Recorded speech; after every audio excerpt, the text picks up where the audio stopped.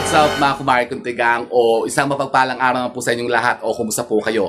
Nako, isa na pong napaka-exciting na araw ngayon ha mga kumari kuntigang kasi tayo po ay eto, nasa garden naman po tayo ngayon. Talaga naman pong ang sarap talaga ng feeling ha mga kumari kuntigang kapag tayo po dito po nagbablog sa ating garden. Kasi ngayon po may kaugnayan po ang ating video dito ha mga kumari kuntigang kasi ngayon po ay eto, ibibigay na natin ang ating early forecast po na sinasabing mga pinakamasaswerteng mga halaman ngayon pong 2026 na dapat po meron po kayo dyan sa mga tahanan po ninyo. Talaga ba? Ano yung mga yan? Yun na nga po ha mga kumari kuntigang. Kaya kung gusto nyo po malaman kung ano naman po itong pinakamaswerteng halaman na ito na dapat po alagaan nyo po dyan. Meron dapat po kayo sa mga harapan ng mga bahay po ninyo o sa mismong mga pintuan po ninyo ay panoorin nyo lamang po ang video kong ito. O siya, go mga kumari kuntigang. So yun na nga po ha mga kumari kuntigang, wala na masyadong chikatalakis kasi uulan na kasi tayo nga po ito outdoor vlog na naman kasi tayo nga po ito magbibigay na po tayo ng ating early forecast po ng ating mga sinasabing mga pinakamaswerteng mga halaman na dapat po meron po kayo ngayon pong darating na 2026. Dapat po iabatan nyo po yan at maghanda na po kayo kasi itong mga babanggitin ko pong mga halaman ito talaga po pinakamaswerte po yan ngayon pong 2026 ngayon pong darating na taon. Kaya dapat po maghanda na kayo to at kayo bibigyan ko lamang po ng 10 mga pinaka masuswerteng halaman na dapat po meron po kayo. Meron pong mapapasama ng mga dati pa po nating mga halaman nung 2025 pero ngayon po para sa 2026 kasama pa rin po sila. At may mga napasama pong mga bago. At talagang pong talagang ito po'y pinaniniwalaan na napaka-powerful na makahikayat ng mga sinasabing mga positivity kapag kayo po'y nagtanim po nito sa mga tahanan po ninyo. Ano ba yung mga yan? So, ito na ha, mga kumari kuntigang, number 1. Siyempre, hindi pa rin mawawala sa ating list ha, mga kumari kuntigang, yung pinakamaswerte sa lahat. Ito, nasa harapan na natin ha, mga kumari kuntigang. Ayan, nakita nyo ba yan? Ito, hulaan nyo, ano ba to? Di ba? Yung talaga naman po napaka-generous sa lahat na makapagbigay nga po ng sinasabing lahat ng inyo pong mga kahilingan, makapag-grant ng inyo pong mga wishes baga. Ito po ang ating dahon ng laurel. Puno ng laurel, mga kumari kuntigang, magtanim kayo yan. Tignan nyo naman ito ating halaman dito na puno ng laurel. Talagang pong ito, nung ito'y binili ko po puno ha, nung 2021 ay talagang gaganyang kaliit lang yan. Ay napakaliit. Tignan nyo naman ito na ang puno niya ngayon. Tignan nyo, itatas ko. Naku po, tingnan nyo naman, haba-haba na. At ito po ang kanyang paso. Tingnan nyo naman. Galampas sa bubong. Yan. Kayo po ha, kumari kuntigang ay magtanim po ito. Bababa ako, mabibigat. Magtanim kayo po ha, kumari kuntigang ng dahon ng laurel pa rin. Kasi hindi pa rin siya nawawala sa list natin ng mga pinakamaswerteng halaman na dapat po meron kayo dyan sa mga tahanan po ninyo. Kasi talaga ito po magbibigay pa rin ng sinasabing mga katakot-takot na kaswertihan ang puno ng laurel. Di ba ga? So ito ang ating number 1. Ang pangalawa po ha, mga kumari kuntigang, bago pa rin po ito. Dapat po kayo po mag-atikhanan ito. Kung madali-madali lang po siyang alagaan at talaga pinaniniwalaan na napaka-epektibo pong yun na nga, pangontra rin sa mga sinasabing negativities at napakainam din naman po makahikayat ng positive energy para kayo po iswertihin din sa usapin ng kaperahan. Ano naman yan? Number 2 po, ito po ang ating gaganyan ko nga kasi mabigat na kayo mga paso Ito naman po ang ating cinnamon. Cinnamon tree ha, mga kumari kuntigang talagang buhay. Hindi po yung mga cinnamon stick o cinnamon bark lang o yung mga cinnamon powder. Kasi di ba sabi ko kasi napakaraming gamit po ng cinnamon. Di ba napakainam niyang pampaswerte kapag ang hinihikayat talaga natin yung pera, yung mga cinnamon, lalo yung cinnamon powder. Naku, napaka-powerful po niyan. Ito, napakita ko po sa inyo yung puno ng cinnamon. Ito talaga yung legit na puno ng cinnamon na talaga ay nako, tingnan nyo naman. Tingnan nyo, kalaki-laki na. Yan po ang puno ng cinnamon. Cinnamon tree ha, mga kumari kuntigang. Ito po, kapag ito titanim nyo po sa lupa, talagang lalaki to. Maging puno talaga siya, tataba talaga to. Kaya lang po aking cinnamon dito sa ano ko lang talaga itatanim. Ako, nasabit na yung aking laurel. Nagkakahalubit-halubit na sila, mga kumari kuntigang, kasi talagang tayo putos na putos dito ng kaswertehan. Yan po ang cinnamon tree ha, mga kumari kuntigang. So, yan po ang ating number 2. Siyempre, kung may mga bago po tayo dito na mga ipeplex dito na mga halaman na pampaswerte ngayong 2026. Meron pa rin naman po yung mga oldies.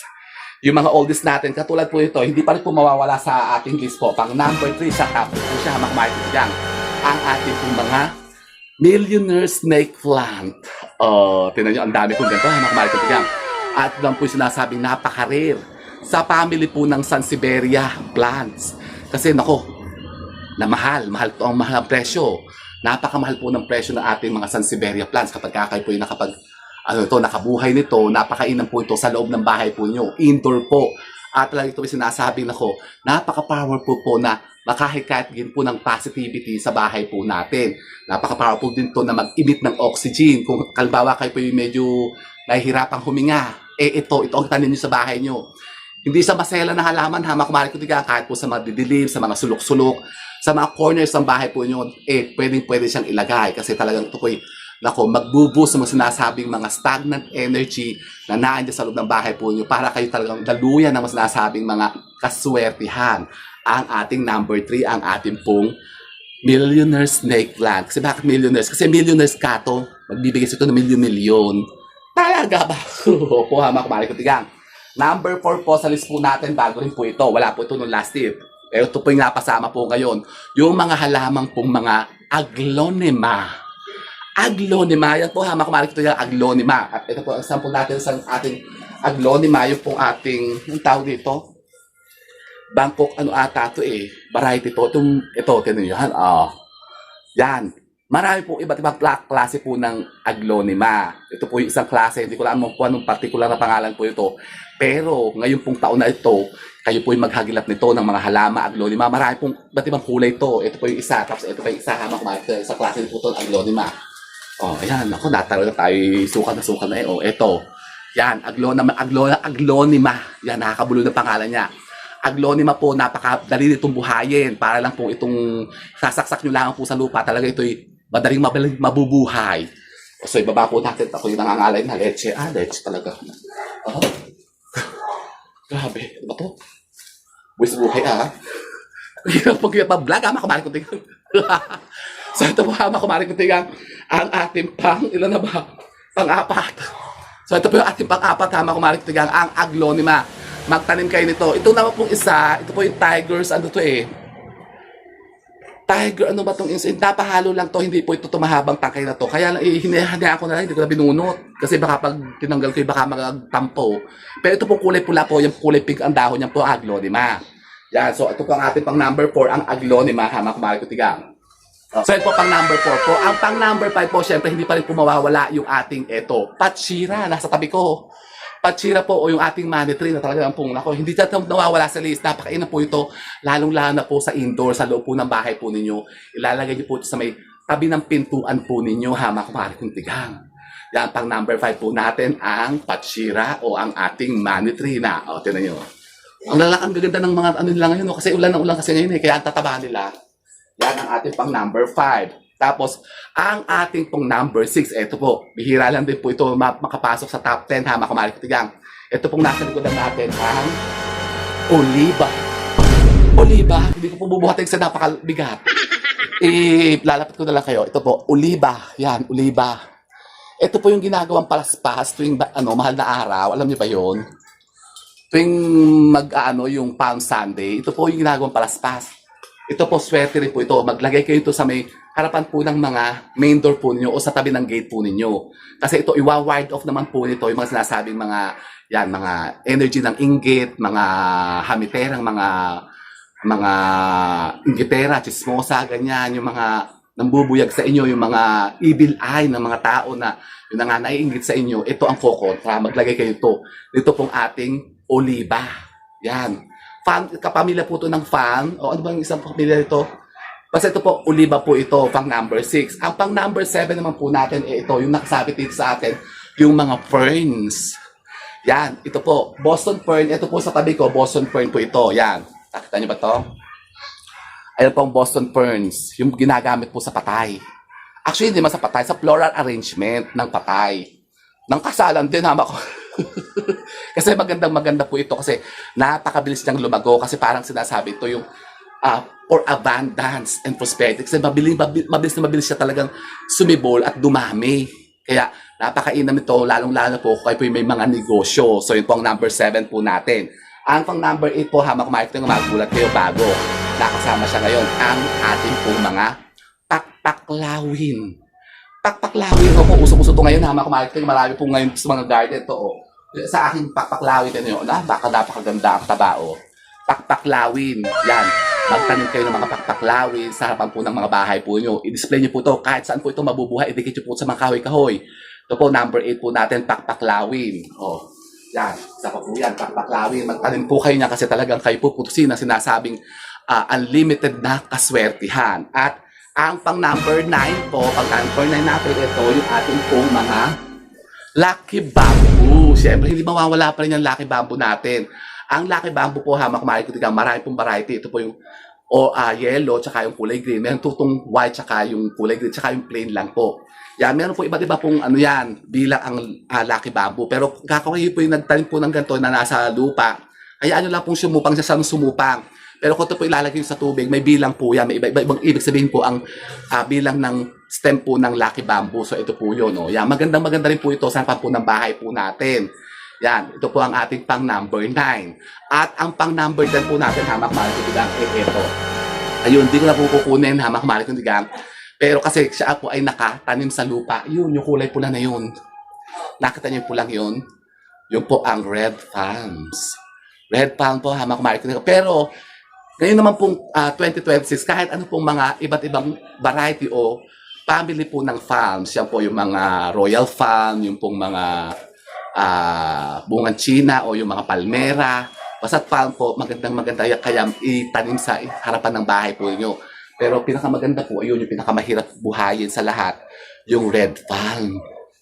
Yan. Tsaka ito po, idadagdag ko na rin po, sige, gawin na rin po natin siyang 12, sabi ko lang po kasi 10.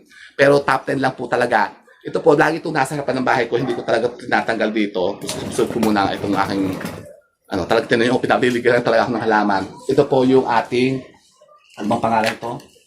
Ito pong, nakubiyak-biyak na ang kanyang paso. Yan. Ito pong ating halamang, ito. Yung 5 fingers. Yan. Ito po, variegated po ito na 5 fingers. O yung gamay di amo. Gamay di amo po ito. Ito rin po yung kinukuhanan po nung ating kaway-kaway. Yung ating pampaswerteng kaway-kaway. Galamay di amo. Ito po, galamay di amo o yung ating 5 fingers. So ito po pang number 11 po natin ito ha, makumari kung tigang sa list natin. Pero top 10 lang po naman talaga ang kailangan natin. Pero kung ito po yung idadagdag sa list po ninyo, maswerte din po ito. Lalong-lalo na po kapag kayo po ay nakakuha po ng yung pong dahon na 8, yung 8 piraso na ang dahon niya. Ilan na piraso ba to? 1, 2, 3, 4, 5, 6, 7 lang eh. Ayan, meron na bang 8? Basta kapag kayo pinakakita po ng dahon na 8 piraso na, kasi ito po, usually lang po ito, 5 fingers po. Kaya ito tinawag 5 fingers kasi 5 lang po dati kasi ang dinadahon ito, 5 piraso lang po. Pero ito po minsan nagdadahon ng 6, 7. Pero kapag kayo umabot na ng 8, naku, swerte po yan, hama kumari ko. Yan, bilangin nyo, oh. Ay, 8 na ba? Ito, yung nasa harapan, oh. Tignan nyo, bilangin nyo yan, oh. 1, 2, 3, 4, 5, 6, 7. Ayan. Oh, kaya ito, maganda to. Ilagay nyo sa trangkahan ng mga pintuan po ninyo. Para kayo talaga makaakit ng unlimited. Kasi di ba sabi, number 8 po, unlimited na kaswertihan. Yung infinite luck, ha, makmari ko tigang ang hahakutin to at bibigay sa inyo ito nyo. Napakalaki nga na, makmari ko tigang, oh. Diba? Kasi ako'y mahilig talaga sa malaking halaman eh.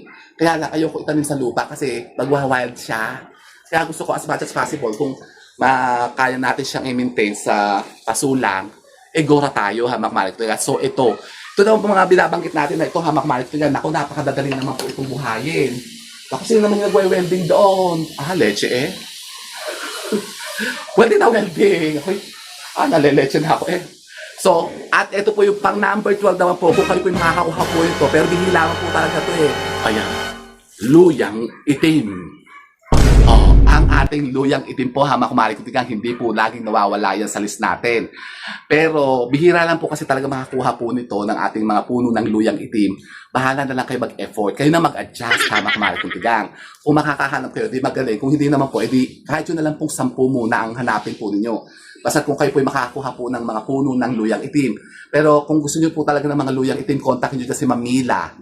Yan, marami siyang luyang itim dito sa sa farm niya. Diyan kayo pwedeng bumili sa kanya ng mga luyang itim. Talaga ba? O taga Pangasinan, sa Pangasinan kayo umorder. At ang luyang itim niya, nako, ang kapal ng mga bawat paso at binibenta lang niya ng kano ata. Kasi isang ganito po kasi 2.5. 2.5 po isang pasong ganito, yan ganyan kalaki po. O, 2.5 nyo na mabibili. O, yung nga dati binibenta ko nga dito, 2.5 lang, isang puno lang yun eh. Ng luyang itim. Pero kasi po ang luyang itim po kasi, dalawa po kasi ang variety niya. Ito po yung tinatawag na sorsogon na variety. Meron din po yung Benguet variety. Yung kulay green po ang dahon nun. Pero may guhit naman po siyang kulay itim sa gitna. Tapos iba din po ang laman niyan. Pero luyang itim din po yun. Pero ang ibang tawag sa kanya, luyang ligaw. Pero itim po talaga yon. Ito po, luyang itim. Kaya lang itong luyang itim na to, ay bihira lang po talagang magkalaman.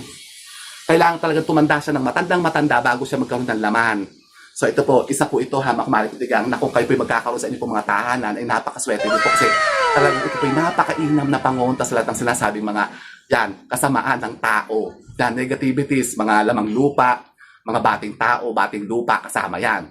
Yung mga mahilig mag-uusog, mahilig mangbarang, mangkulam, yung mahilig magpatigal po, takot sila dito. Ang mga mangku, totoo ba? Eh ba sabi, ganun daw eh, pero bakit ako, hindi naman ako takot dito. Excuse me, hindi ako mangkulam, mama ko marikutigang. So eto, isama niyo po ito sa list. So pang number 12 po natin ito sa ating list, ang mga pinakamagandang halaman po na dapat po alagaan po ninyo sa mga bakuran po ninyo ngayon po 2026. Sama ko marikutigang talagang kasi kayo puputusin ng sinasabing kapasitibuhan, kaswertihan, kapag kayo po meron po nito mga halaman na nabanggit natin dito sa list natin ngayon for 2026 na nako, pinakamasaswerteng halaman. O, di ba ga? So, ang ang aga natin magbigay ng forecast ngayon. So, eto na po ha, makmarikutigang yung ating mga sinasabing mga maswerteng halaman na yan. Angkinin nyo na yan. At hikain nyo na, maghanap na kayo, maghagilap na kayo ngayon as early as today. Yan, October pa lang, pero syempre, kailangan mag-prepare na po tayo kasi medyo mahirap-hirap kasi bubuhay na mga ganito eh. Tsaka mahirap din maghanap. Yan. Pero kung kayo po yung meron na ng mga existing na yung mga binanggit natin na una, yung iba dito, di maganda. Konti na lang po ang inyong idadagdag. O, di ba ga? Pero yung mga sinasabi naman po iba pang mga halaman natin noong last 2025, maswerte pa rin naman po yan. Pero ito po yung mga sinasabing dapat nating idagdag ngayong 2026 para tayo talagang boost pa na sinasabing kaswertehan natin. O, di ba ga? Gusto niyo yun? O, baka gusto ko yan na makumari kong tigang. O, so yun po ha, makumari kong tigang. Sana po may napultan na kayo mga bagong idea at kaalaman sa pag-akit na naman ng mga bagong kaswertehan ngayong pong 2026. O, di ba ga? So with that, mga kumari kong tigang, keep safe and God bless. Thank you for watching. And don't forget to subscribe my channel. I know you like it. And don't forget to brush your teeth. Tayo mga kumari kong tigang, 2026 na eh.